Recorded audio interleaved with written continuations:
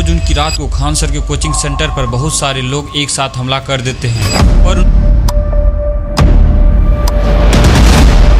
और उनके ऑफिस और होर्डिंग बोर्ड को तोड़ फोड़ देते हैं और उनके सिक्योरिटी गार्ड को इतनी बुरी तरह मारते हैं कि हॉस्पिटल भर्ती करना पड़ जाता है। फिर अंधेरे में गोली चलने की आवाज़ पूरे शहर को सुनाई देती है। दोस्तों, ये कोई आम कोचिंग सेंटर नहीं है, ये खान सर का कोचिंग सेंटर है जो इंडिया का सबसे फेमस टीचर है और जिनके यूट्यूब पर 2.5 करोड़ से ज़्यादा सब्सक्राइबर्स हैं।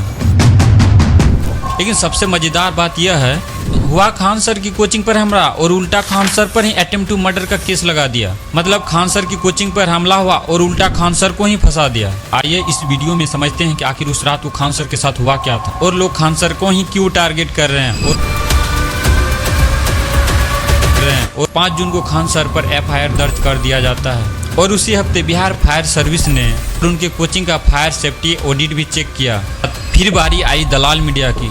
जो खान सर कल तक लोगों के फेवरेट थे, उनको फैजल खान कहकर बुलाने लगे।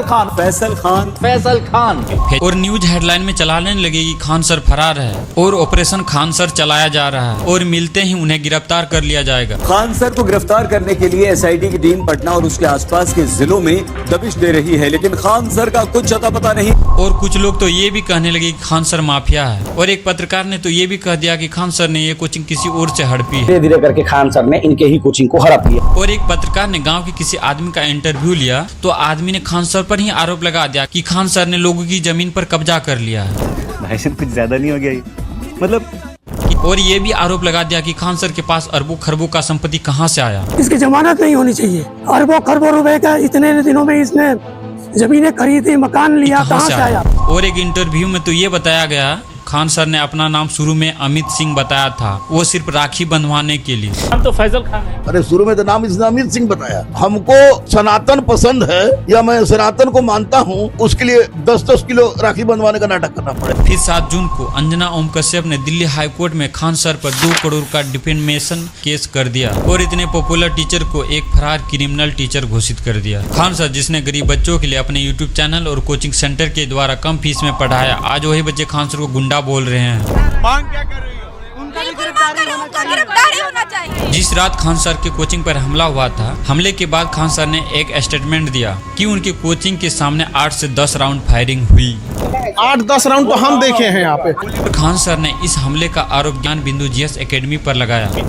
बगल की कोचिंग वाला है, सबको पता है कौन हो सकता है यहाँ पे। हाँ, वो बयान भी दिया है, कहा कि खान सर का कोचिंग 2 दिन में उड़ा देंगे। खान सर के इस आरोप के बाद रोशन आनंद सर को गिरफ्तार कर लिया गया, लेकिन रोशन आनंद सर कहते हैं कि बिहार पुलिस एग्जाम में हमारे कोचिंग का अच्छा रिजल्ट हुआ था, इसीलिए हमें फंसाने की कोशिश की जा रही है और खान सर उनके कोचिंग सेंटर की रिपोर्टेशन को खराब करने की कोशिश कर रहे हैं। जब पुलिस ने CCTV चेक किया तो उनको फायरिंग का कोई सबूत नहीं मिला।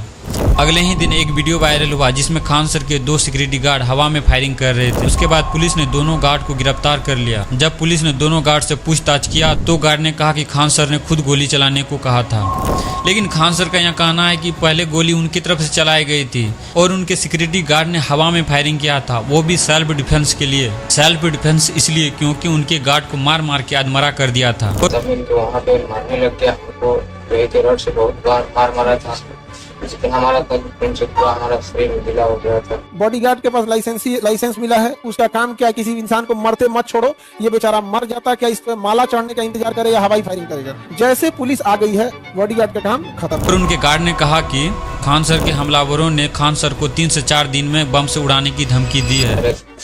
गालियां दे रहे थे और मार भी रहे थे। ये भी बोले थे कि तुम वो खान सर के 3-4 दिन में बम से उड़ा देंगे। इसके बाद 5 जून को खान सर पर केस कर दिया जाता है। देखिए दोस्तों, जो पुलिस 24 घंटे पहले बोल रही थी कि कोई फायरिंग नहीं हुई और वो तुरंत पलट गया और उल्टा खान सर पर ही FIR कर दिया। अंधेरे में मेरे यहाँ कोई आया है, हमारे गार्ड को मार के अधमरा कर दिया। पुलिस के आने में टाइम लग रही है, उस बीच क्या हम लोग फूल फेंके या आरती लेके खड़े हो भाई हमें। देखिए दोस्तों, इस केस पर एक CBI जांच होनी चाहिए जिससे पता चल जाएगा कि कौन अपराधी है और कौन अपराधी नहीं है। लेकिन आपने एक बात नोटिस किया है, ये दलाल मीडिया खान सर के इस केस पर इतना ज्यादा इन्वॉल्व क्यों हो रहे हैं? जब नीट पेपर लीक हुआ था तो उस पर दलाल मीडिया ने एक शब्द नहीं बोला था। देखिए दोस्तों, खान सर के इस कहानी का शुरुआत 2 जून को नहीं हुआ था, बल्कि 1 महीने पहले ही 3 मई को स्टार्ट हुआ था। 3 मई को नीट का एग्जाम हुआ था जिसमें 22 लाख स्टूडेंट ने एग्जाम दिया, लेकिन इसका पेपर पहले ही लीक हो गया था। जिसके कारण 12 मई को एग्जाम कैंसिल करना पड़ा। उसके बाद कई टीचर्स ने धर्मेंद्र प्रधान से सवाल पूछना शुरू किए और धर्मेंद्र प्रधान की इस्तीफा देने की मांग कर रहे थे और सबसे तीखी आवाज थी खान सर की। ये गंदगी फैलाए हैं तो साफ इनके अब्बा के करेंगे। चोट्टा कहीं का कहता है कि पैसा नहीं लेंगे, जो उनका लॉस हुआ वो कौन भरपाई करेगा? कोई बनारस का रहने वाला है, उसका सेंटर जा रहा है कानपुर है। और खान सर ने कहा कि बच्चे कैसे जानवरों की तरह ट्रेन में भर भर के एग्जाम देने जाते हैं और पेपर लीक हो जाता है। इसी मुद्दे के आधार पर आज पूरे देश भर में स्टूडेंट और कॉकरोच जनता पार्टी मिलकर एजुकेशन मिनिस्ट्री धर्मेंद्र प्रधान की इस्तीफा मांग रहे हैं। लेकिन इन सब मुद्दों के बाद मोदी सरकार ने क्या किया, बस एक ऐलान कर दिया कि हम एयरफोर्स का इस्तेमाल करेंगे पेपर ट्रांसपोर्ट करने में। और खान सर ने इस ऐलान पर भी सवाल उठाए थे। पर पहुंचने की समस्या नहीं थी कि एयरफोर्स का हम यूज कर रहे हैं, समस्या थी जहां से छप रहा है, जहां से बन रहा है वहीं पे लीक हो जाए। लेकिन 29 मई को तो अंजना ओम कश्यप ने सरकार से सवाल पूछने की बजाय टीचर्स को ही 2 कौड़ी का टीचर्स कहने लगे। उसमें भी आजकल हो गए हैं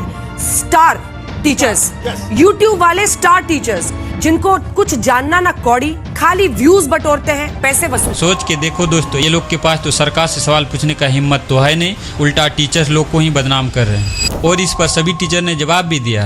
तुम्हारी जिम्मेदारी थी ये पूछने की कि पेपर लीक क्यों हो रहे हैं। शिक्षक बिरादरी से इस नफरत का स्रोत क्या है? 2 कौड़ी के असल में मीडिया वाले हैं, जो चंद पैसों के लिए सही को सही और गलत को गलत नहीं बताते। यहाँ पर भी खान सर ने सीधे अंजना ओम कश्यप को टारगेट करके सीधे दलाल मीडिया बोल दिया। ना तुम गलत करती हो और दलाली की कमाई की।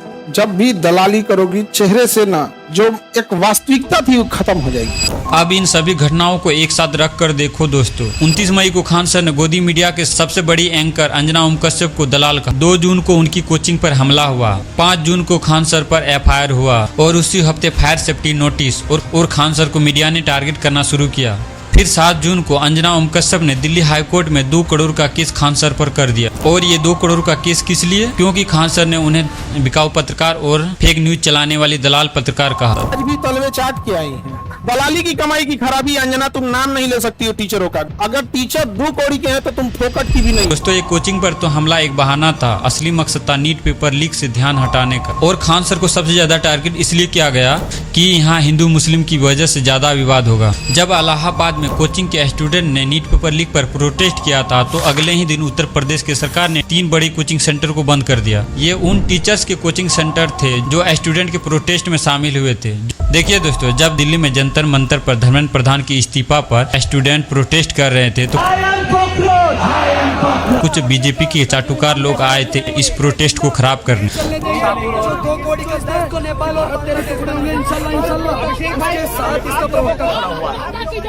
ये तो लेटेस्ट न्यूज़ है। दूसरा प्रवक्ता इसका कहता है कि सर्जिल इमाम की रिहाई करवाऊंगा।